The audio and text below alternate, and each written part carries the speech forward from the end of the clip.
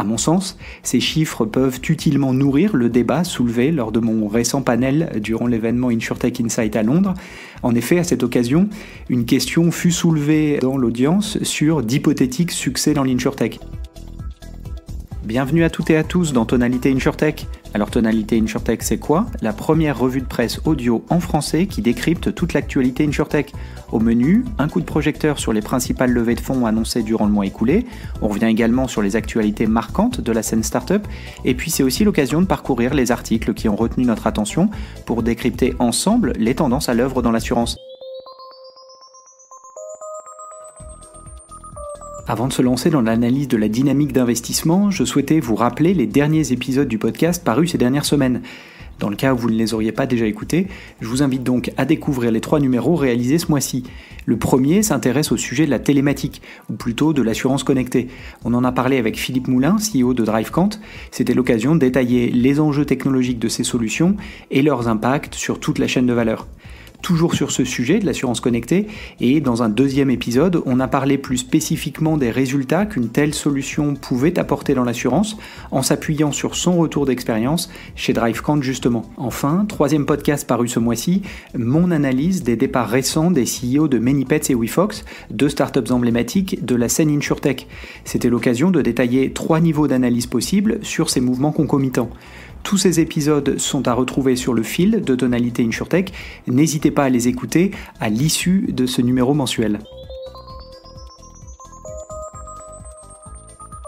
Et maintenant, on revient comme chaque mois au détail de la dynamique d'investissement à l'œuvre sur la scène InsurTech européenne. Et le mois de mars a été bien actif car ce sont 7 deals qui ont été annoncés ces dernières semaines. C'est donc à la fois une hausse par rapport au mois dernier et même au-dessus de la moyenne mensuelle observée l'année dernière. On observe également une hausse des montants investis avec 76 millions d'euros levés par les startups. Sans retrouver les niveaux de 2021-2022, ce volume n'en reste pas moins soutenu, au-dessus de la moyenne mensuelle de l'année dernière d'ailleurs. Bref, 7 deals annoncés pour 76 millions d'euros investis, c'est ce qu'il faut retenir du côté des chiffres. Je vous propose maintenant de s'attarder sur les 3 deals les plus importants pour essayer d'en tirer quelques enseignements, soit sur la startup en elle-même, soit plus largement sur la tendance qu'elle illustre. Ce mois-ci, c'est iSecurity qui a annoncé le tour le plus important, avec 36 millions d'euros levés. Cette startup néerlandaise opère dans la très dynamique Cyber InsurTech. Comme bon nombre de ses comparables, elle propose une solution qui allie des outils de prévention, une solution facilitant la distribution par des courtiers et évidemment un produit d'assurance cyber. Vous vous souvenez peut-être que la startup avait annoncé sa série A de 17 millions d'euros en novembre 2022, il y a donc presque 18 mois. Elle reste donc en avance de phase par rapport aux startups du même type qui proposent une offre similaire, et avec 120 employés recensés sur LinkedIn, en hausse de 46% sur un an, la startup commence à avoir une taille significative. Soulignons cependant l'absence de chiffres sur son niveau d'activité actuel. L'annonce d'une levée de fonds est pourtant un moment opportun pour partager quelques éléments sur les avancées commerciales. Notons que le tour de financement voit l'entrée de JP Morgan Growth Equity au capital de la société, la levée de fonds devant permettre de renforcer la présence de la start-up sur son marché local aux Pays-Bas et sur les marchés allemands et belges sur lesquels elle opère déjà. Enfin, la start-up évoque de nouvelles ouvertures de pays à venir. Le deuxième deal important ce mois-ci concerne Hellas Direct. La start-up grecque annonce une levée de fonds de 30 millions d'euros menée par ETF Partners. Pour rappel, Hellas Direct distribue plusieurs offres d'assurance personnelle en ligne. Ainsi, il est possible de souscrire sur son site internet de l'assurance auto ou habitation. Notons d'ailleurs que son positionnement initial était exclusivement lié à l'auto. La start-up a donc élargi son périmètre au fil de son développement. Son dernier tour de table remontait à juin 2021, il y a pas mal de temps donc. C'était à l'époque un montant assez similaire d'ailleurs. L'annonce de ce nouveau tour de financement s'accompagne d'une feuille de route assez claire du point de vue commercial, visant à renforcer son développement en Europe centrale et Europe du Sud. Au-delà, il est fait mention d'une opportunité aussi intéressante que mystérieuse, développer une offre, je cite, d'assurance durable adressant les enjeux liés au changement climatique. À l'occasion de ce tour, le média en ligne CoverEdger indique que la start-up a terminé l'année 2023 avec 900 000 clients pour un total de 155 millions d'euros de primes générées. À mon sens, ces chiffres peuvent utilement nourrir le débat soulevé lors de mon récent panel durant l'événement InsurTech Insight à Londres.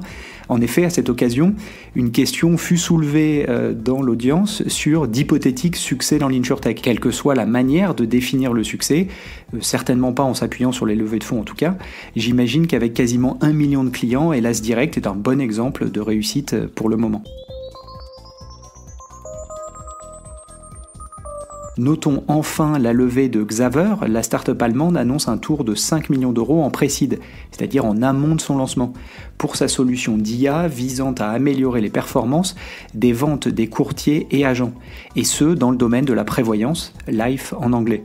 Le tour de table est mené par le fonds américain Motive Ventures et l'investisseur berlinois Cavalry Ventures, aux côtés de nombreux fondateurs de start-up dont l'ancien CEO de WeFox. Au-delà d'annoncer cette levée de fonds, la start-up annonce son lancement et promet une amélioration de l'efficacité commerciale pouvant aller jusqu'à 65%.